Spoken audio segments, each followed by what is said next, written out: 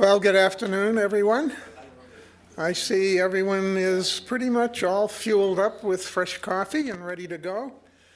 So, welcome to today's presentation, which is maintaining physical health through the years. And I think all of us are aware of the fact that during our lifetimes, our approach to physical health changes as the years go by. When we're young and hopefully in good health, we probably don't pay that much attention with respect to physical maintenance. We're invincible.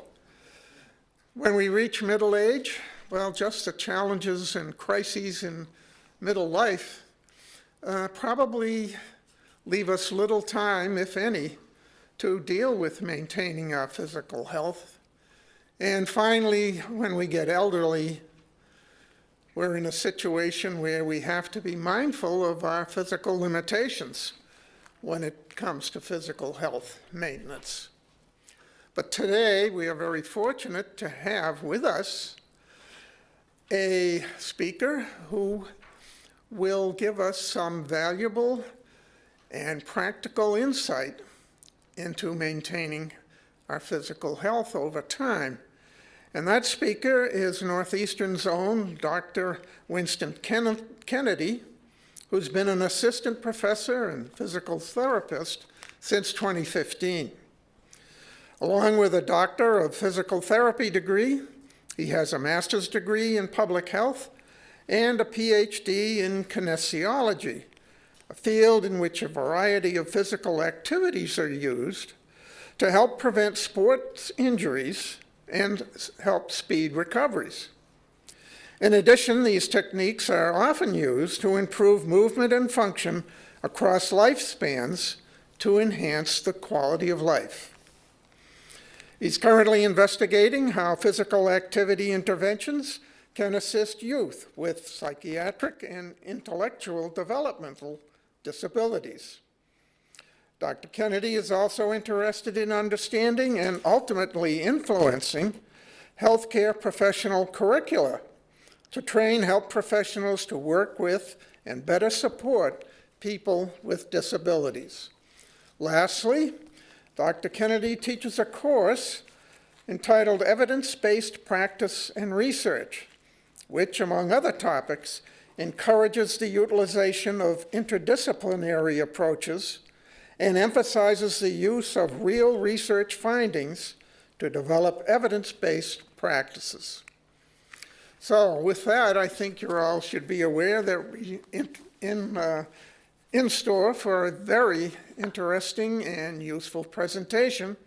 So without further delay, a warm Northeastern at Noon welcome to today's presenter, Dr. Winston Kennedy.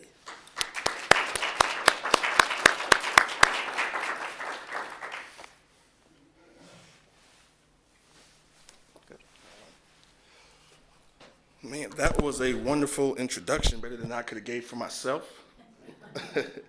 Hello. Oh, all right. Hello, everybody. Wonderful to be here. Happy to be here. Got a beautiful crowd here. Before we begin, just want to let everyone know that this presentation is interactive. I have a lot of questions for you all, and if you all have questions for me, feel free to raise your hand, and we can kind of address those as we go through the presentation, and we can continue on with that after the presentation. Sounds good? All right. So today we're going to talk about maintaining physical health through the years. And before we get into that, I want to explain a little bit more about myself.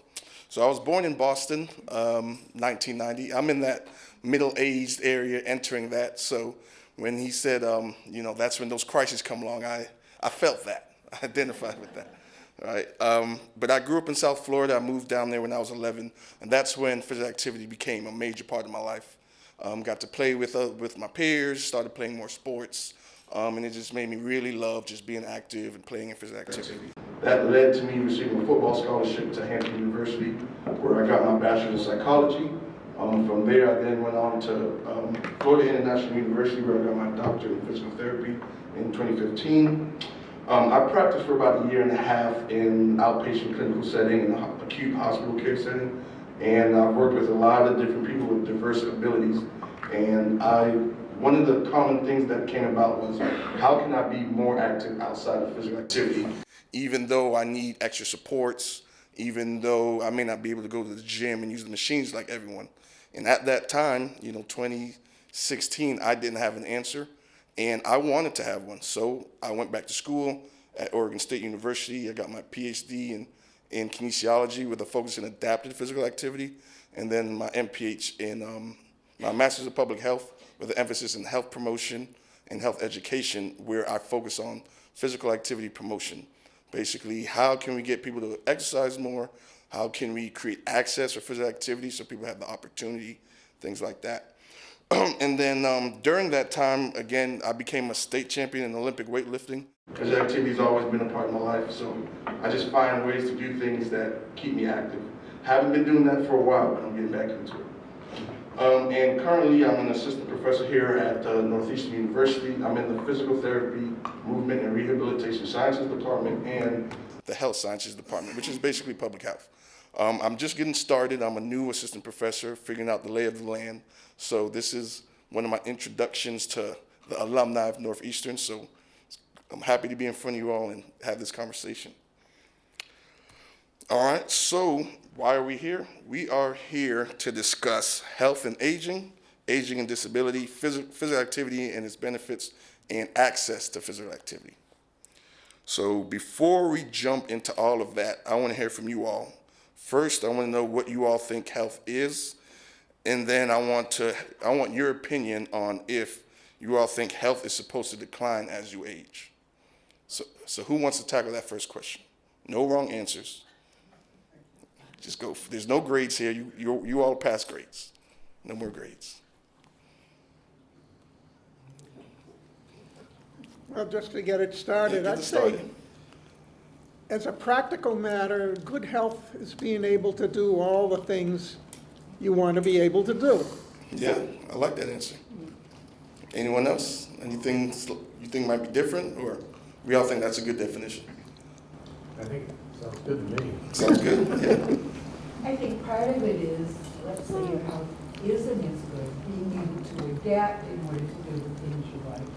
And health should also include mental health. Yeah, definitely. All right. Love it. Anyone else? Add on? All right. How is your health supposed to decline as you age? Is that something that's just supposed to happen? Does that happen by accident? What do you all think? Well, our bodies do deteriorate. Okay, yeah. Certainly mine has. Yeah. Now, whether that's a function of age or just the way I'm living my life is another question. But I'm glad you brought that up. We'll talk a little bit about that. Anyone else add on anything? All right. So, did I miss it? All right. So this first graphic here, it shows the life expectancy of people in the U.S. On the right, we have the first 18 years here, and right as you can see, starting from 2005 to 2023, overall there's a gradual increase in life expectancy from 2005 to 2023. All right, on the left, that's from 1968 to 1950. All right, and again, you see from 1950 to 1968, that those numbers are increasing. So that tells us consistently life expectancy is increasing. We're living longer, right? And that's globally. Why? Because, medical treatments are getting better. We're finding ways to live longer, right? So, aging, right? We all know aging, we assume, is getting older, right?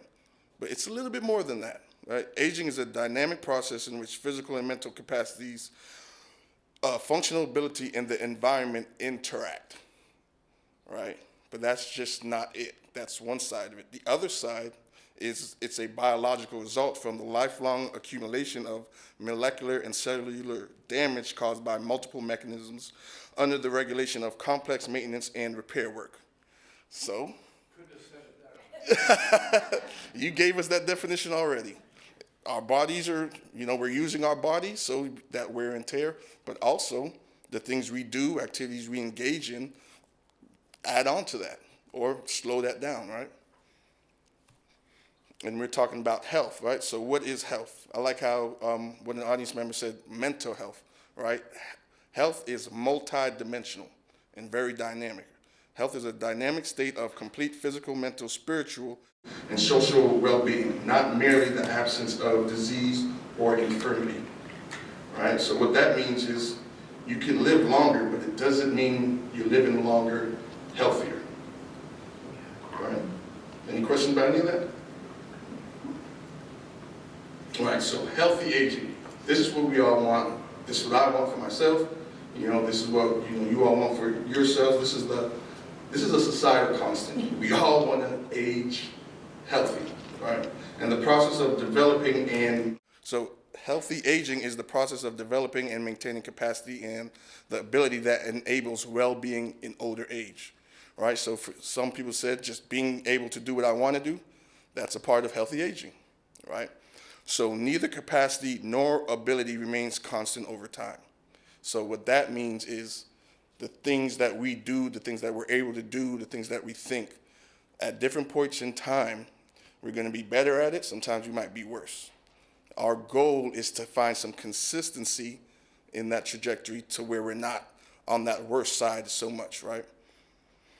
So, and back to what we were talking about, right? So that capacity and that ability, right? Capacity is like how much you can do something. Ability is essentially if you can do it, right? So both tend to decline, but the rate at which they decrease may be different depending on people's life choices or interventions at any point during their life course. Again, the things you're doing, your habits, the food you're eating, are you being physically active? All those contribute to, how you're going to age, if you're going to age in a healthy way or not, right? And a lot of that is you're working towards a concept called quality of life, right? And that is the individual's perception of their position in life in the context of the culture and value system where they live and in relation to their goals, expectations, standards, and concerns, right? So that is different for everyone in this room, right? You set the standard for your quality of life. Maybe you want to have a big family and all your kids living in your house with you. Maybe you're like, nope, at 18, they leave me alone. That's my high quality of life, right? So that's subjective to you. You get to determine what a high quality of life is for yourself, right? The things that may be included in, quality of life, autonomy or independence. Are you able to do the things you want when you feel like it? The relationships you have in your life? The rights that you have? Emotional, physical, and material well-being? Social roles and activities? Your home and neighborhood or the physical environment. Right. Any question about any of those? Awesome. All right.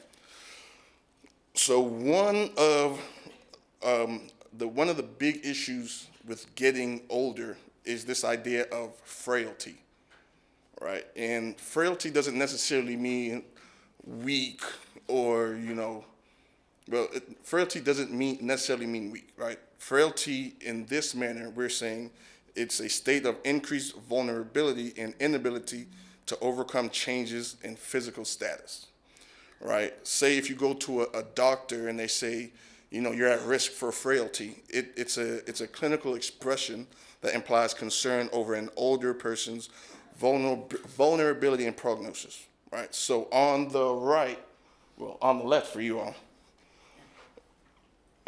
on this side, here's this chart that says functional abilities, independent and dependent, right? So that dependent side, right, we'll say in that dotted line, we'll say that's the frailty line, right? So you're right above that frailty line, right? And then something happens. You have a fall, you get sick, just life happens, you increase stress, anxiety. If you're not doing well at baseline, when those things impact you, that's a far drop, right? That's the difference between needing to go to a hospital versus having to go to urgent care, right?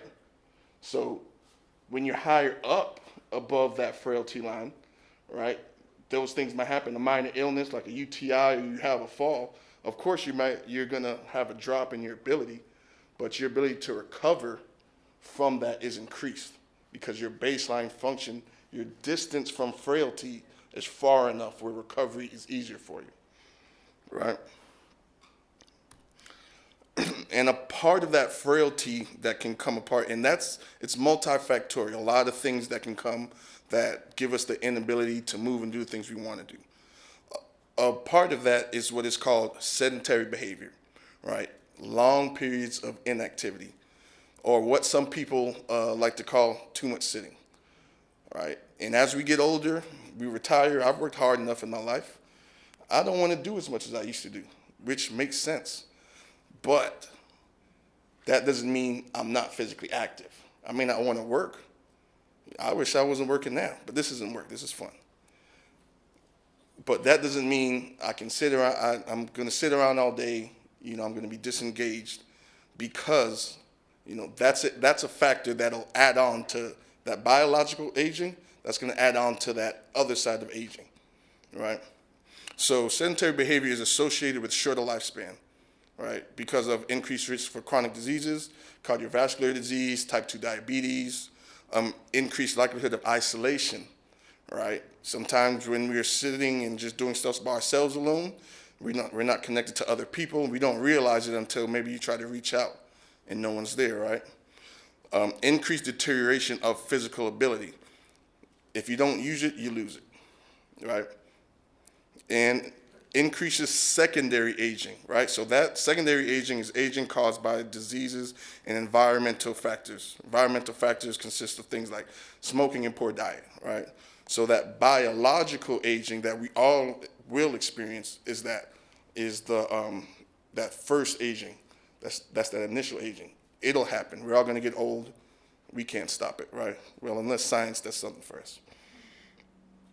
All right, so that's the piece of, aging and health and kind of how that interacts with, how it impacts your health, really, right? So we know sedentary behavior is not good, and it increases aging, right? And so the opposite of sedentary behavior, physical activity, exercise, movement. We know the power it has, right? So I want to know specifically what you all think are the benefits of being active as you age. Oxygen to your brain. Yeah, big time. Anybody else? Yeah. Help with balance. Yeah. Mm-hmm. Anybody else? Socialization. Yeah, I was just about to say, what about making friends? Yeah, finding community, right? But overall, exercise works, and it has anti-aging effects. All right, so on the left here, I'm not sure how you can see it, if you can see it well. So basically on the right, you have these different systems. You have your brain, cardiovascular function, lung function, muscle function, body composition, and metabolism, right? As you get older, much of it decreases, right? But with physical exercise, the effects, a lot of those things that decrease as you age, they increase with physical exercise, right?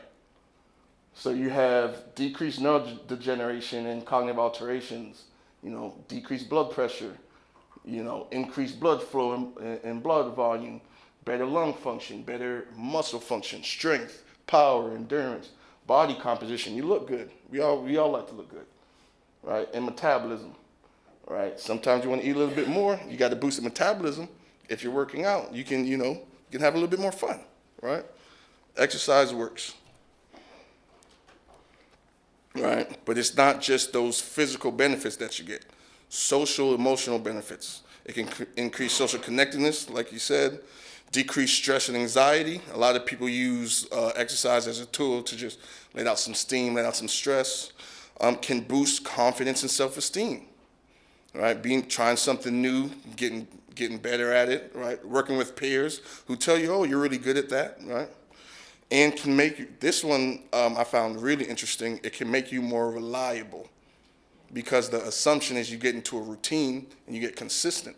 So that bleeds over to other aspects of your life, right? Your friend wants to go hang out, you're more likely to say, yeah, and stick to it because you're used to doing that, right? So what is appropriate physical activity, right? I like to say you can get messy with your physical activity. And the MES is what's most important. Physical activity for everyone needs to be meaningful, and by meaningful, it needs to be impactful to your health, right? So maybe you're just getting started and you say, you know what, I'm gonna walk outside for 2 to 3 minutes, come back in, because that's all I can do. That's meaningful, right? If you only do that all the time, it doesn't become as meaningful because you're used to going outside and walking for 2 to 3 minutes to come back outside, right? The meaningful part of it is you progress a little. Maybe you try to do something else related to walking. Maybe you get friends to walk with you so you walk a little longer. Things like that, things that will impact that health, right? Enjoyable. You have to have fun. You have to have fun with it, else you won't do it consistently, right? If you like something and you enjoy it, you're more likely to continuously engage, right? And safe. Safety is always important. Any physical activity you do, you want to make sure the likelihood of injury or adverse events is extremely small, right? And a lot of that has to do with the support you have, your self-efficacy. If you don't feel confident or safe doing something, just don't do it. That's the easiest way to go about it, right? You know, if you're in the gym and someone's like, oh yeah, you lift this, and you're like, I haven't done that before, then don't do it. It's not worth it, right? So you got get messy, make it meaningful, make it enjoyable, make it safe, right? And as far as the types of physical activity, generally there's strength training, mobility training, endurance training, balance and coordination training, but these these can look a lot different than what you think, right? For strength training, you don't have to go to the gym and use the barbell and use all these curl machines. You can if you want to, and that's what you like, for sure. But there are other ways to get strength training. A lot of people like to use resistance bands at home. A lot of people like to do body weight things to get that resistance. Certain things like yoga and dancing can be resistance exercises depending on how you do them, right? Again, the focus on physical activity engagement, especially as you get age, is enjoying it and doing it, right? As you get better at it and you really want to focus on these like specific things, for sure. But to get your foot in the door, you figure out what you like and try to do it as much as you can, right? And most importantly, move how you can when you can, all right? A lot of times we'll say, I need to change my life, I need to be more active, and I need to do it all overnight. I need to do a complete 360. That is the first way you fail. You start small, I'll go for a walk for 5 minutes, once this week. And you do it. And it's like, yeah, I did what I said I was going to do. And maybe you do that for a month. And then you're like, walking once a month is easy now. Let me do it 2 days a month for 10 minutes, right? And then you slowly, and you're like, oh, walking's cool.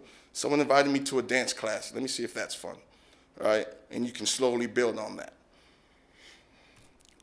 One thing I want to talk about is physical activity for people with disabilities, right? So in the line of work I do, it emphasizes how to support people with disabilities. Because if people with disabilities are supported, we're all supported, right? So you can age into being a person with a disability. Maybe you need additional support. Maybe you need an assistive device. Maybe you need a caregiver with you just to manage different things. You can have a pre-existing disability and become elderly. So maybe you were born with a condition, you acquired a condition, early adulthood, and as you get older, you still need to be able to move and be physically active, right? Physical activity is still for you. There is no reason why someone can't engage in some form of physical activity that is messy for them, meaningful, enjoyable, and safe. Right, so appropriate physical activity and disability. right? So if you have a disability, or if you think you need support, if you don't feel safe, right, you can work with health professionals who have experience in promoting physical activity for people with disabilities. And the reason why working with a health professional who has experience is important is because not all healthcare professionals are able to provide physical activity promotion for the general population, and not all healthcare providers or health professionals are able to promote physical activity for people with disabilities, right? And we'll talk a little bit about that more as we go on. All right. So also investigate community fitness programs for people with specific types of disabilities. Right now, there's a big growth in what's called adaptive physical activity. Basically, activities that are typically done, but they're modified so a wider range of people can enjoy them. Like the big thing now is pickleball. I mean, pickleball, right? Because now a lot more people can play, smaller surface, you can have a good time now, right? Connecting with others who have similar abilities to gain support and engaging in physical activity. Social support in research is one of the things. If you want to be consistent with something, if you want to get behavior change, one of the biggest factors is social support of some kind. It's not always easy, but that's an avenue that should be explored, right? Focus on what you can do and what you cannot do, right? Focus on what you can do and not what you cannot do, right? So, I used to be able to run super fast. Can't do that as much right now, but I could still run. I could still walk. So that's what I do. 2 years ago, I used to beat myself up because, when I was young and invincible, I felt like I was untouchable. And then all of a sudden, I'm waking up and I'm like, my back. What did I do? I slept wrong, right? So, but we have to focus on what we can do.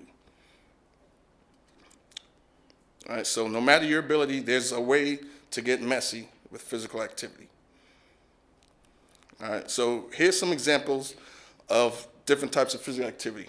All right, yoga, you can go to the gym, group fitness classes, walking, running, jogging, biking. There's a variety of bikes that you can use. I always like to recommend for, like if I'm working with someone 65 plus and they want to get into biking but are afraid of a two-wheel bike, trikes. There are trikes for adults, and I want to get me one. They're cool. Exergames. So there's a huge movement of video games that in order for you to play it, you have to move with the game, right? How many of y'all maybe tried playing the Nintendo Wii? And they have the bowling, and you can play tennis. That's kind of a form of an exergame. So if you want a little bit more excitement, you like playing video games, that's an avenue within safe parameters, right? Dancing, home exercise, doing things in your home, team sports. I remember seeing a video of a 70-plus basketball league, one of the best games I ever watched, right? Camping, hiking, CrossFit. I say CrossFit, not just any CrossFit. I say CrossFit because, again, physical activity is for everyone, and you can do a lot of different types of exercise if they're modified and done appropriately within your ability. So that doesn't mean you go into this CrossFit box or gym and like Winston said, I can do whatever I want, so get out my way. I didn't say that, right?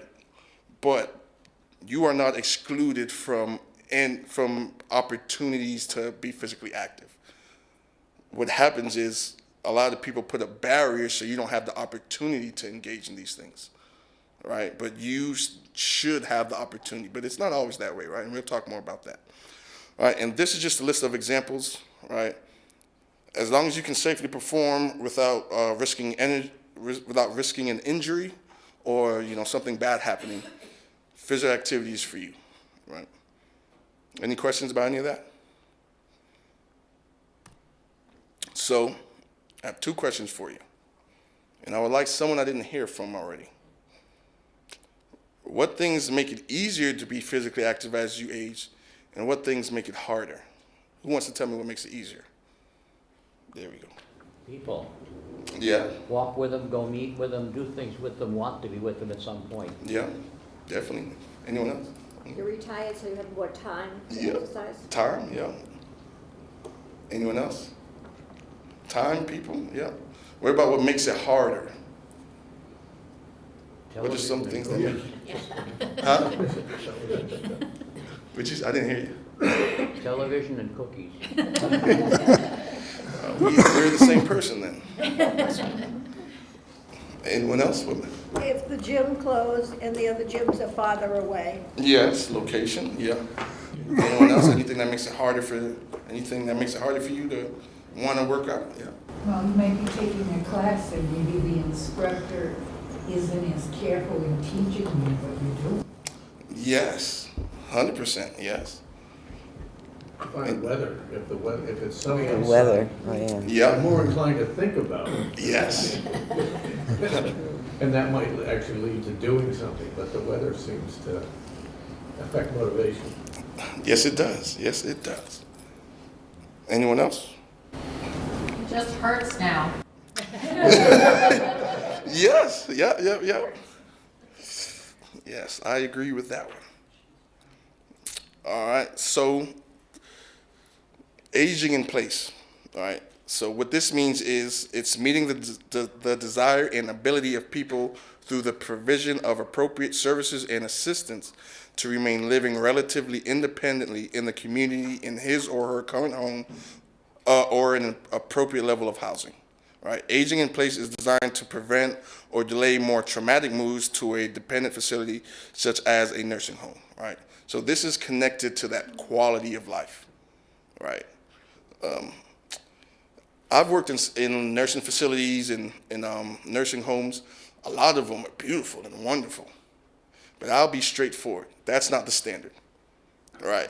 So as you age, one of the things, up until a certain point, if you can be home where where you're in your space and you have your people super close to you, that's what you want to keep for as long as you want. You want to age in place. Right? It's not always easy to, especially with the access to physical activity, because we know physical activity is anti-aging, promotes function, makes you feel good, makes you look good, right? So let's talk about some common barriers and facilitators of exercise. So what makes it easy to work out, what makes it hard? So barriers to physical activity, a lot of what you all mentioned. Dislike of physical activity, gyms or indoor, right? Dislike of organized group physical activity. When I was younger, when I finished playing football, I loved working out in groups more because it felt similar to being on the football team. I had the competition factor, I had the social factor, I had friends. But as I got older and more disgruntled, I like working out by myself, right? And that's okay too. Lack of motivation.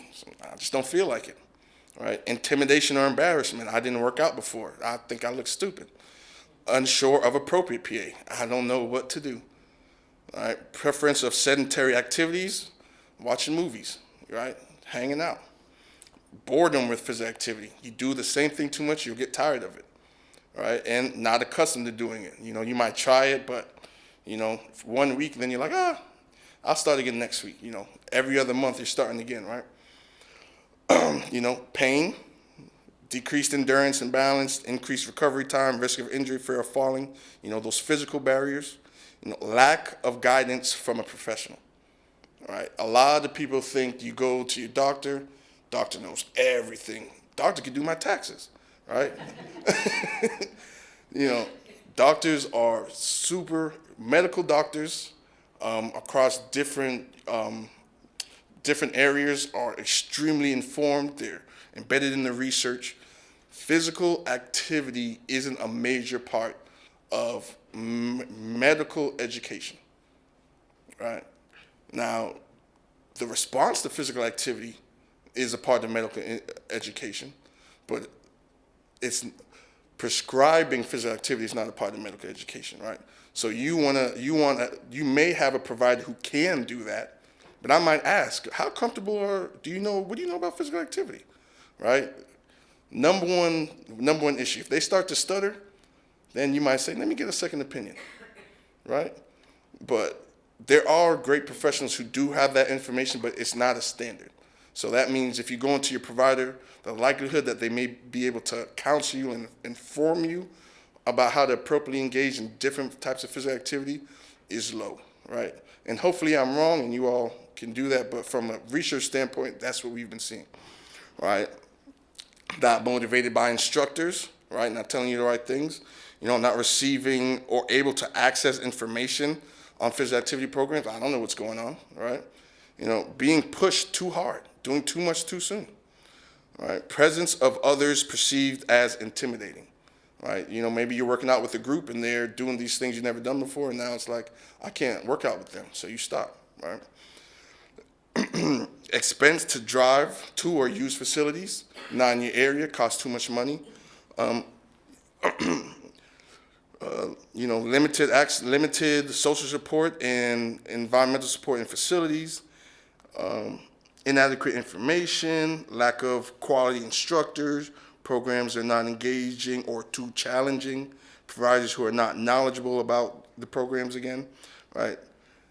And this is more environmental, so you have hills and stairs, uneven sidewalks, bad weather, unsafe neighborhood, physical activity location, and aesthetically pleasing. Does it look good where I'm at, right? Inconvenient locations and difficult parking, right? I'm sure none of you want to work out at Northeastern's Boston campus because you're not going to be able to park there, right? So as far as barriers are going to be there, right? Behavior change and engaging in physical activity, it's not as easy as I'm making it sound, and it's not as easy in general as it sounds, right? There's a lot of things that can stop you, right? But there are also things that can help you, that make you want to exercise more, right? So potential prevention of health problems, management of existing conditions, maintenance of balance, strength, and mental acuity, potential weight loss, and you can get a mood boost. Feels good, right? Encouragement from others helps, companionship of others, camaraderie in classes, guidance from professional, social contact, others as role models or incentives, right? Support from dog companions. You can walk your dog every morning. That's a form of physical activity, right? Free low-cost programs, silver sneakers, pretty affordable. High-quality instructors, people who have experience in working with a diverse group of people. Flexible program schedule, engaging classes, programs appropriate for different fitness levels and physical limitations, and distribution of information, right? Living in a walkable area,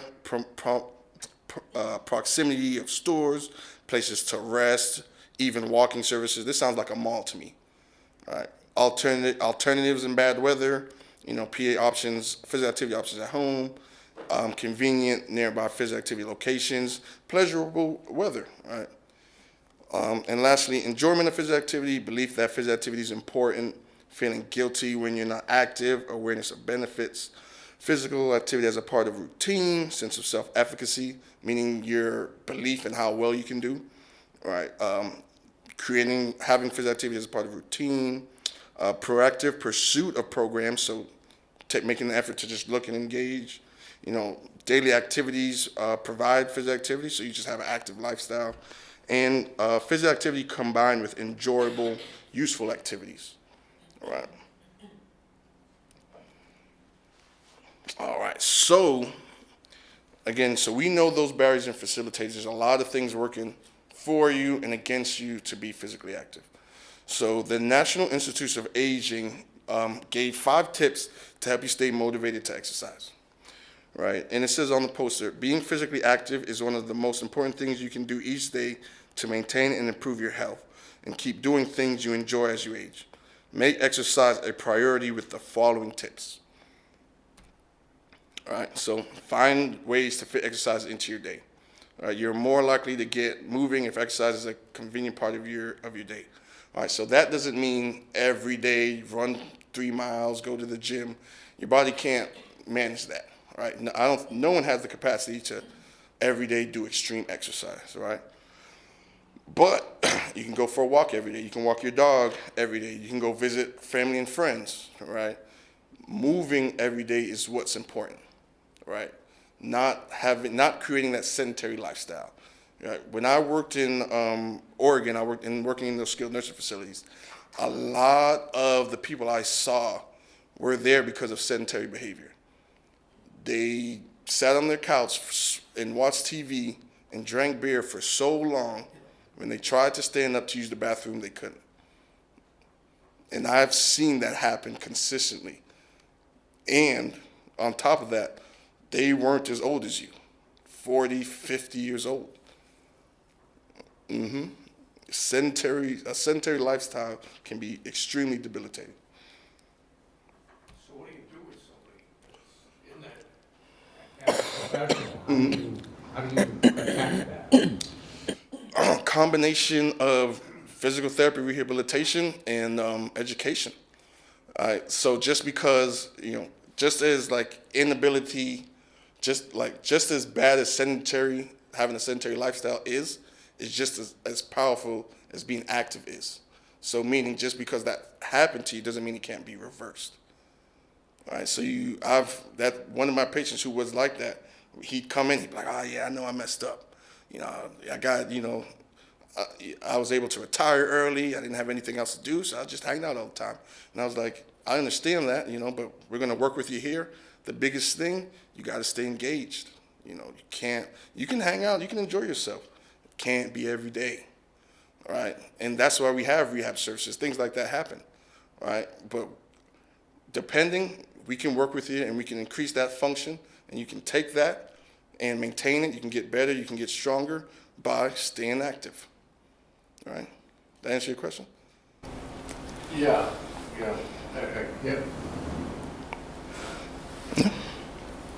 Any other questions? All right. Tip 2, do activities you enjoy to make it more fun. Be creative and try something new.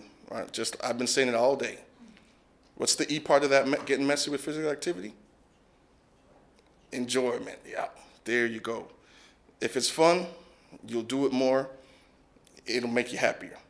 All right. It doesn't have to be, being active and exercising doesn't have to be a chore. It doesn't have to be stressful. It can be fun. And again, what physical activity is for you depends on you. Make it social. Find a virtual exercise buddy to help keep you going and provide emotional support. So sometimes you may not have someone to go with us to be physically active. You can have, I call them accountability buddies, right? Oh, did you do your walk today? No, well, you better do it. All right, let me go do it, right? Oh, did you do those 10 squats today? I did do those 10 squats. Can you do 20? Oh yeah, I can do 20. So just even having someone to talk to about it, can help keep that going, right? Right. If there's a break in your routine, get back on track. All right. Start slowly and gradually, build back up to your previous level of activity, and ask your family and friends for support. So this was a big tip for myself. I played college football, played a lot of sports. I'd get hurt a lot. All right. After I got hurt, or maybe I took a trip or something, I can do the exact same thing I was doing before, and then I'd get hurt. And then I couldn't do anything for like 3 months. And then I'd do it again, and then I'd get hurt, right? Because I would either take a break or something would happen, and I thought like, oh, everything's the same. It doesn't work like that. If something happens, things will happen. There may come a time where, a week or 2 weeks, you may not be able to do the things you want to for various reasons. That is okay, all right? You want to make sure you get back to doing some activity. Then over time, you will get back to doing what you used to do, right? Over time, if you keep sticking with it, you'll get better. Maybe in a year, 6, 7 times out the year, things come up. That is okay.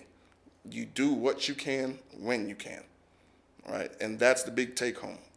Things happen, things don't go the way we want. You sometimes you can't even engage in the physical activity you want. All right, that is okay. You find ways to work around it. You start back when you can, and you keep it moving. All right. So for this one, keep track of your progress. This can really help with keeping consistent and keeping what you do variable. Because again, you don't want to do too much of the same thing consistently. All right. So you can make an exercise plan. And don't forget to reward yourself when you reach goals. That's another way to keep yourself on track. But I will say, sometimes these things are hard. Like Fitbits, I hate using Fitbits. Those are, everyone loves to track their steps and stuff. I hate doing that. I like to write down what I do, and so I can just look back and see, oh, okay, maybe I did that. Let me switch it up, right? But again, maybe you don't want to do that. That's okay. You don't have to track these things. As long as you're consistently engaging in physical activity, you'll be okay. This is a tool that can help you be consistent, right? But don't say, oh, I can't get a Fitbit, or I don't know how to track my physical activity, so I can't do it. That's not an excuse. All right. So in summary, summing up everything we talked about today, people are living longer, but that does not include living healthier. Aging is an inherent part of life, no matter what we do, and quality of life is an important indicator on the health trajectory of aging, right? Physical activity can assist with having a high quality of life as you age due to the ability to positively impact your health. All right. Staying active can be difficult, but it can be done. All right. Make sure your physical activity is messy so you can get the most out of it. And sometimes things come up and you cannot be active or do not want to be, but that's okay. Get back to it as soon as you can. All right. And that's all I have for you today. If you have some questions, happy to take them.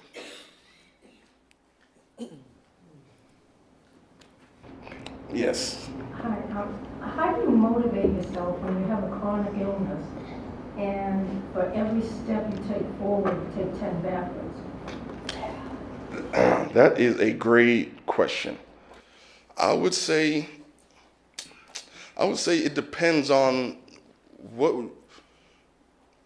it really depends on what those steps are, actually, because for me, that would be a sign of the things you're trying to do to be active might not be the best things for you. So maybe thinking about what are some things that might be more attainable. For example, walking I want to be active, I'm going to choose walking, but I walk too much, my knees hurt and my back hurts, right? There's a lot of ways to modify that. Walk less. And by less, you can be in your home and walk from your bedroom to the bathroom. And if that's pain-free and easy for you, you can keep doing that, right? Over time, it might feel easier and easier, and then you can kind of progress, right? The biggest thing, especially with attacking motivation, is creating goals that you can easily achieve, right?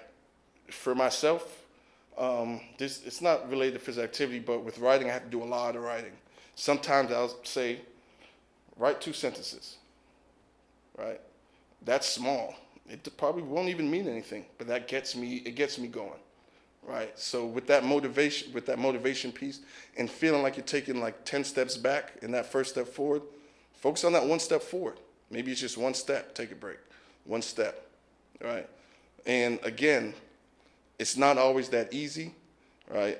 Using that social support, maybe it's working with a provider who has that understanding and knowledge of what's going on with you and ways to work with you with that, right? That answer your question? Yeah. Awesome. Mm-hmm. Did you have a question? No, I just had a comment. And it's the fact that one area that's kind of been overlooked is that there are chores we do, if we still are in our own homes, chores we do that are great exercise. Yeah. For instance, doing the windows. Yeah. But they will take us longer, and that's where the discouragement comes in. Oh, I used to do all my windows in, the morning. Mm-hmm. But I think it's a case of not giving up on the fact that you do get a lot of exercise doing your quote-unquote chores inside of it. Even gardening. Yes. Down there pulling the weeds. Yeah. Doesn't have to be a formal exercise program. Yes. Friends of mine say that it takes them 3 days to do their front and back lawn. But they stay with it and get a good sense of accomplishment when the 3 days is up. Yeah, 100%. 100% right. And the reason why that is great is because it's not sedentary behavior, right? The biggest thing with that Again, do not focus on what you can't do. I can't do things like I used to. Don't do it to yourself. It's going to hurt you every time. I can still do it. If it takes me 3 days, that's okay. That's 3 days of activity. Check, check, check. Right? You know? So, again, like everything you said is 100% right. The things you do around your home can count as physical activity. For all these, gardening can be a strengthening exercise because you can get down on your knees, you're pulling weeds, you have to stand back up. You know, you have to put your weeds and things you pull out in the trash bag, you put in that trash bag in the can. You might drag your can to the front. You know, you got to pull it back in. That's exercise. Yeah, and the other thing is you can kind of reward yourself. Okay, when I don't pay a landscaper, I'm going to buy some books that I've wanted to buy. So there's that aspect too. Exactly. Why'd you get me here? You have an expert here already. But yeah, 100%. We'll go up front, then we'll come Well, I back. think sometimes if you're going shopping, for example, you know, you drive around and you try to find the closest spot to the front door of the store. Well, how about parking a little ways away and then you have to walk to and from, return the shopping cart, you're walking to and from, little things like that can give you the exercise and you're not really even paying attention, but you're doing it. Yes, 100%. Perfect example is like going to the mall and window shopping. I've seen and heard about people have walking groups just going into the mall and walking around. And, you know, that example with parking a little bit further so you can get that exercise of walking to and from wherever you're going. Perfect examples of how you can incorporate physical activity without, again, going to a gym or this kind of structured program that we've kind of been ingrained to think that's physical activity. All right. But yeah, 100%. Mm-hmm. How important is it to vary the kind of exercise? I love music. A lot of my exercise programs involve dance. Mm-hmm. I do walk, but I don't have a lot of variety. I have no interest in going to the gym and working on machines. Yeah. That's not enjoyable for me. So how important is it to vary the kind of exercise you do? Varying your exercise is extremely important, but varying can mean different things. When you're dancing, do you do the same dance all the time? That's what you're varying it, right? Maybe I might say, you know, if you can, build in some resistance exercises, but that could mean dancing with a partner. Who's danced and had to lead and follow? You have to guide someone where to go. When you're guiding another person's body, your muscles are working, right? So yes, variability in exercise is hugely important. But what that looks like is not what you think. Just if you're walking doesn't mean, you know, you can only walk once a week. Variability in walking could mean the distance, you know, the surface you're walking on, right? Things like that. How do you deal with the idea that I'll do it tomorrow?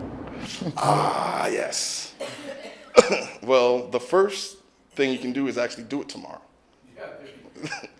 But I would say the best bet is if you can do it today, but make it easier, right? Again, when I started, so this is basketball court outside my house. I just moved, started a new job. I probably didn't work out for like 3 months like I wanted to, and my body felt it. There was a basketball court, you know, behind my house. I played basketball when I was younger. I was like, let me just go out there. First time I went out there for like 10 minutes, shot the ball, and I was like, oh, I can't do this. And then a week later, I did it again for like 10 minutes. Now I go like 2-3 times a week, you know, put up some shots. I can run up and down the court. Before I'd take some steps, and I'd be like, I did enough, you know? So start small. If you can, if you're thinking about it, try to do it now, you know, super easy. And then, you know, tomorrow comes, you're like, oh, I did a test run. I did a pilot. I sampled it. It tasted good. Let me actually do this. You know. Time for just a couple more questions.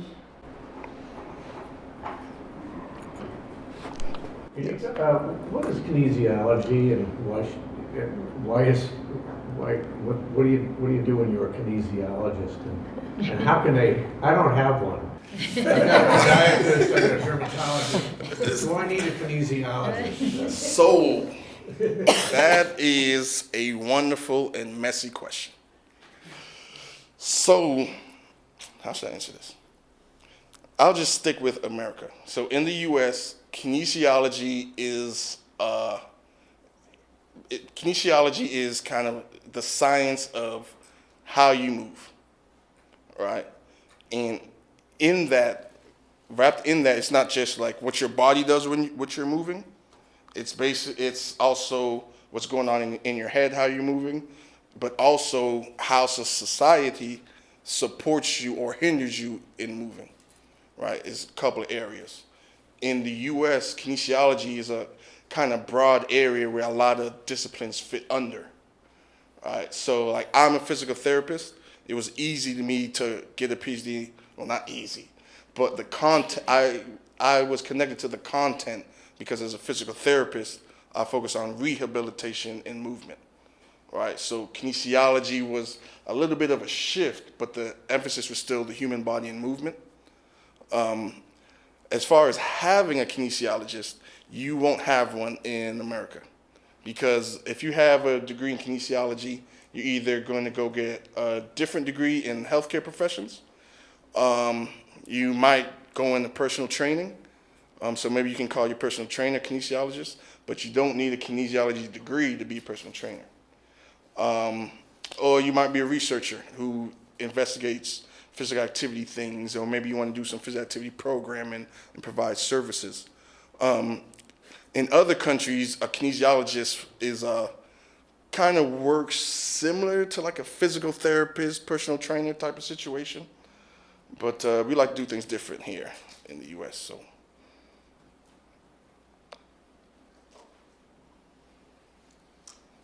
Okay, I'd like to close with one little comment about getting started. I had a friend of mine who was into power bicycling. And one day he said, you know, I do all this bicycle racing and long distance bicycling, and you know, I have to power bicycle 15, 20 miles, but at the end of all that effort, which takes time and a lot of sweat, I earn that wonderful runner's high feeling that everyone talks about. But you know, when I first started out, it took no time at all. I just could bicycle around the block to get that runner's high feeling. So don't be afraid to start out. It was really worthwhile. Okay, how about a hand for our speaker?